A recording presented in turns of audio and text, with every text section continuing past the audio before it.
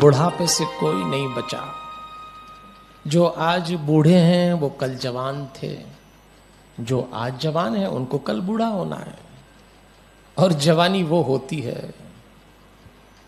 जो जाके नहीं आती, और बुढ़ापा वो होता है जो आके नहीं जाता, ये लेके ही जाता है।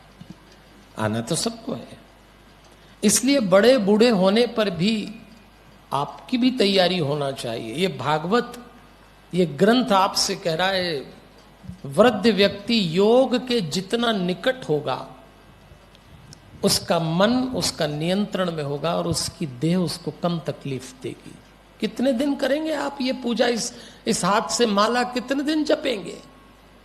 एक दिन उंगलियां माला जपने लायक नहीं रहेंगी, एक दिन ये नेत्र दर्शन नहीं कर पाएंगे, एक दिन ये कान कथा नहीं सुन पाएंगे, एक दिन ये पैर आपको मंदिर तक नहीं ले जा पाएंगे, और एक दिन आपके घर वाले आपको वेंटिलेटर में ही डाल देंगे। फिर क्या करोगे?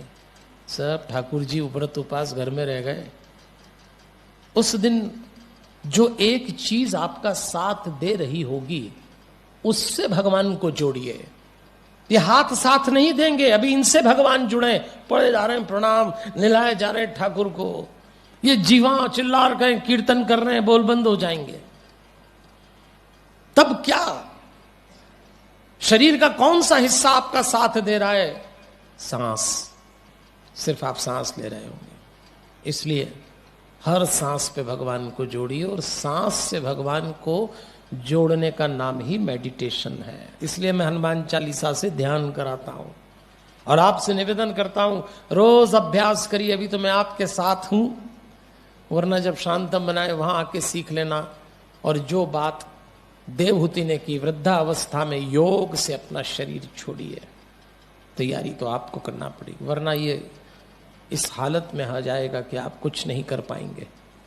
इसलिए ब्रह्मा जी ने आके अपने पोते को समझाया, तो बूढ़े लोगों को अपनी तैयारी करना चाहिए। अब आप जब बूढ़ा आदमी हो जाता है तो बुढ़ापा तो भाई दुख देता ही है, एक तो शरीर साथ नहीं देता, वो जो बड़े बड़े काम उछल कूद के बड़े उत्साह से किए सब ढीला हो जाता है।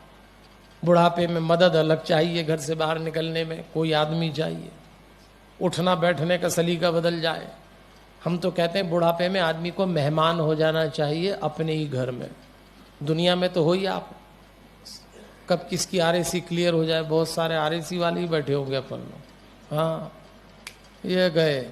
अब दुनिया में ही कुछ दिन के मेहमान हो तो फिर घर में भी मेहमान बन जाओ। अपन किसी के घर अतिथि होके जाते हैं तो कितना सावधानी से उठते हैं, बैठते हैं।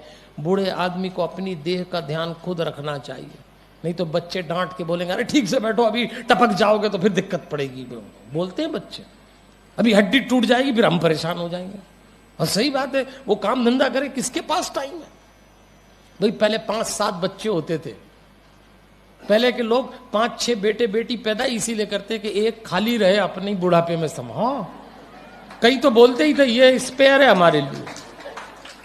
कई बार उनसे पूछ, भाई 4 बेटे हो गए, 5वां ये बुढ़ापे में कौन संभालेगा? ये 4 ज्यादा समझदार हैं, ये थोड़ा कम अकल है। कम अकल ही संभालते हैं, अकलमंद तोड़ हो जाते हैं, फिर क्या करोगे?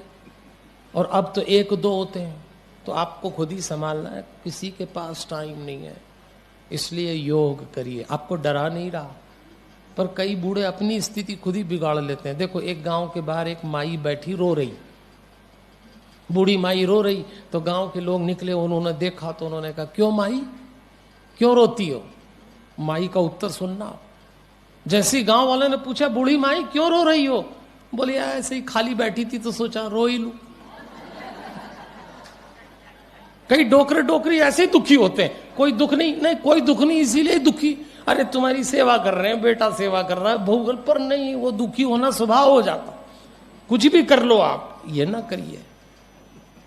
बहुत सारे सौभाग्यशाली जिनके घरों में आज भी बच्चे अपनी तमाम व्यस्तताओं, अपनी तमाम योग्यताओं और अपने तमाम काम करने के बाद भी माता पिता के प्रति समर्पित हैं। एक बार उन सब बच्चों के लिए, उस परिवार के लिए ताली बजाइए जो आज भी सेवा कर रहे हैं। ऐसा नहीं हो रही सेवा।